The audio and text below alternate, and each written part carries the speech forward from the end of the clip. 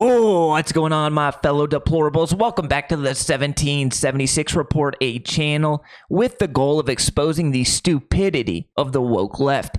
Elon Musk purchased Twitter, and he said he was going to bring back free speech to a platform that had a long history of censorship. And he did just that. It seemed like free speech was once again allowed on social media. Conservatives felt like they had a place to go and voice their opinion without fear of censorship. However, it's looking like now that Elon needs advertisers from woke companies to pay his bills and to pay Twitter's bills, he may start censoring people once again on the platform. This is highlighted today by Matt Walsh, The Daily Wire, and Ben Shapiro. And I will be the first to admit, I am not the biggest fan of Ben Shapiro. He's a little bit too neoconservative war hawk for my liking. But he is absolutely correct on this issue. There is no place for censorship on Twitter, and what happened today is 100% censorship. Elon Musk censored Matt Walsh.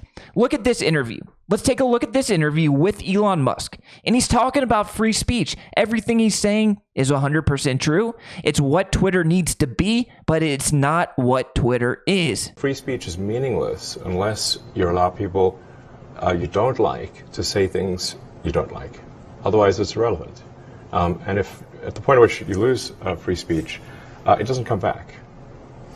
I think the issue some people have is that a lot of people were brought back. I mean, some people were brought back who were previously banned for spreading things like QAnon conspiracies. You have people like Andrew Tate who were brought back, who were previously banned for things like hate speech. Do you think you prioritize freedom of speech over misinformation and hate speech? Well, you know, who's to say that something is misinformation? Who's the arbiter of that? Is it the BBC? And you're literally asking me? Yes. Well, no, you Who is the arbiter? You are the arbiter on Twitter because you own Twitter. Yes, I'm saying who is to say that one person's misinformation is another person's information? At the point at which you say that there is this is misinformation, like who is going to decide that? But you accept that misinformation can be dangerous, that it can cause real-world harms, that it can potentially cause... Yes, and the point I'm trying to make is that the BBC itself has, at times, published things that are false. Do you agree that that has occurred?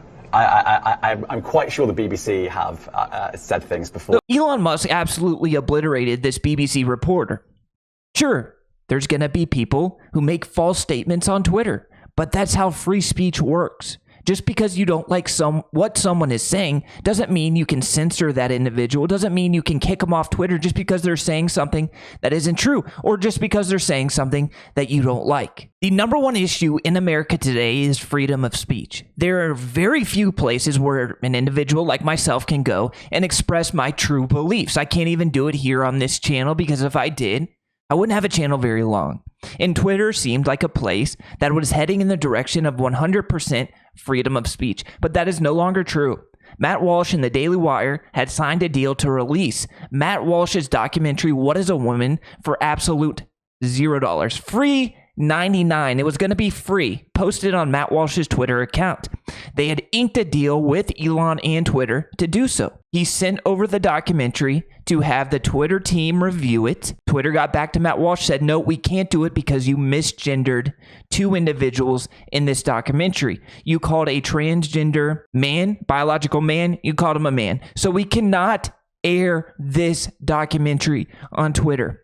And if you have seen Matt Walsh's What is a Woman, it is a great documentary. It proves that this gender-affirming ideology is full of idiotic theories and standpoints. It's just craziness. Makes zero sense. The interviews in What is a Woman highlight how stupid this movement really is. Here's Ben Shapiro, who once again, I'm not the biggest fan of, discussing what happened between Daily Wire and Twitter. Seeing Twitter compromise on free speech.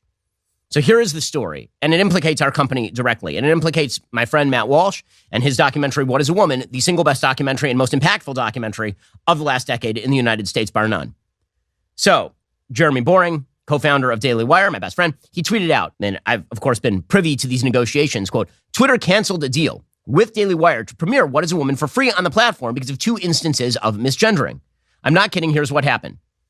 So, What is a Woman? We were going to premiere it for free on Twitter today, and to initiate the 1-year anniversary of What is a Woman, and also because, of course, it's Pride Month, the most prideful month of all the year. And so we were going to allow people to see for free. We are going to allow people to see for free What is a Woman.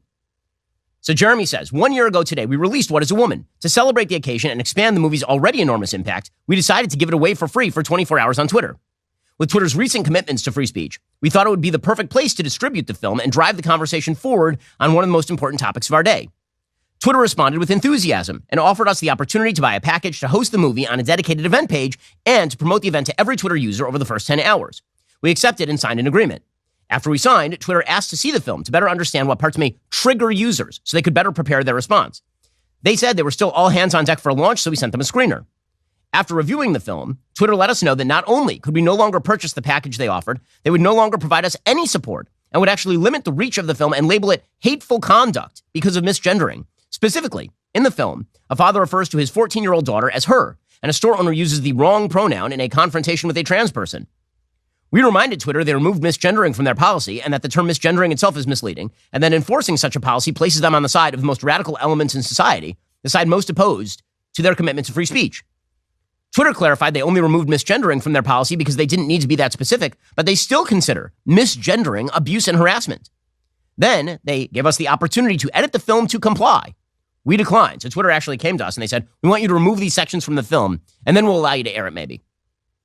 When we asked how much they would limit the visibility if we posted the film anyway, Twitter replied, our own followers would not be able to see it in their feeds. This, they said, is part of their speech not reach policy. So in other words, if Matt Walsh personally posted What is a Woman as an entire movie on his Twitter feed, his own followers would not be able to see it. That's how much Twitter would. That is censorship. That is the definition of censorship. See, Elon, I believe Elon has good intentions, but I also think he has money on his mind. He just purchased a company for billions of dollars. Like, what was it? $45 billion. I think he had the intention to buy Twitter and turn it into a platform of free speech, but he didn't know what he was getting himself into. He didn't know that all these woke corporations weren't going to spend a penny on advertisement dollars on Twitter because of the free speech policy. See, this corporate governance in this country is running the political narrative.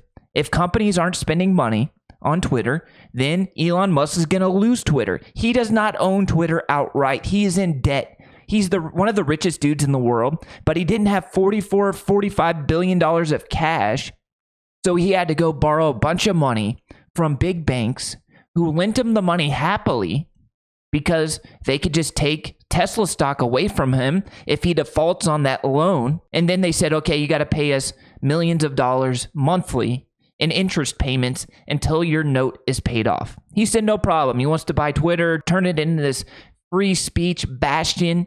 Well, it turns out nobody was advertising on Twitter. So Elon had to go and hire Linda Yaccarino in order to make these banks, who he owes millions of dollars, billions of dollars, make these banks happy. Linda Yaccarino is a woke corporate hack. She is as woke as they come. And she is the new Twitter CEO. So we have a conflicting agenda here at Twitter. You have Elon, who says he is pro-free speech. And then you have Linda Yaccarino, who is the new CEO running things, who is not pro-free speech. She is pro-wokeness, pro-transgenderism. That is the type of person who is now running Twitter. So if you think Twitter is this bastion of free speech, you're probably wrong. Here's Linda Yaccarino herself. Take a listen. Hey everybody, Linda Yaccarino here, class of 1980. We're not here to talk about that. We are here to talk about masking up or packing up. I promise you, we're doing good so far. Just keep your distance, get your hands. Mask up or pack ups from Linda. Now, Linda was the NBC advertisement czar. She was the head of bringing in advertisers over at NBC for years. That's why Elon brought her in, because he's bleeding money. He's hemorrhaging money. He's maybe, possibly at jeopardy of losing Twitter. So he has to bring in this woke hack to make nice with the woke companies that may advertise on Twitter. Here's a clip of Elon discussing Free speech over advertising dollars. This did not age well. CEO coming in who's Sure. going to be taking over, and you want everybody else to have that same freedom to be able to say what they want, even if it costs them something personally in their lives or whatever, to have that freedom. It would seem to me that the number one thing you'd be looking for is someone who's going to come in and be as committed to free speech as you are. That trumps even advertising revenue, in your view, if you're willing to lose money to be able to personally speak freely. Then Yeah, we've also lost money, advertising money, because some advertisers got community noted. I think we're not going to make all advertisers happy, but I think we'll make most of them happy, and there'd be enough that are happy that to support this platform. Yeah, I care about free speech, but you can tell that he's uncomfortable about that question. What's more important, free speech or advertiser dollars? You can tell that he really, in the back of his head, knows that he needs those advertiser dollars. It's more important than free speech, and that is abundantly clear today. Matt Walsh was censored. The new CEO of Twitter is not about free speech. She's about censorship. She's about making nice with the woke corporate companies that are actually governing this country. Let me know in the comments, is Elon a shill that's been putting on a free speech face in order to try to make nice with conservatives and free speech absolutists? Or is he a true believer? I don't know what to think. Let me know in the comments. Subscribe to the channel if you're new. Hit that like button. It really helps the channel grow. I love you guys, and I'll catch you in the next video. Until next time, peace.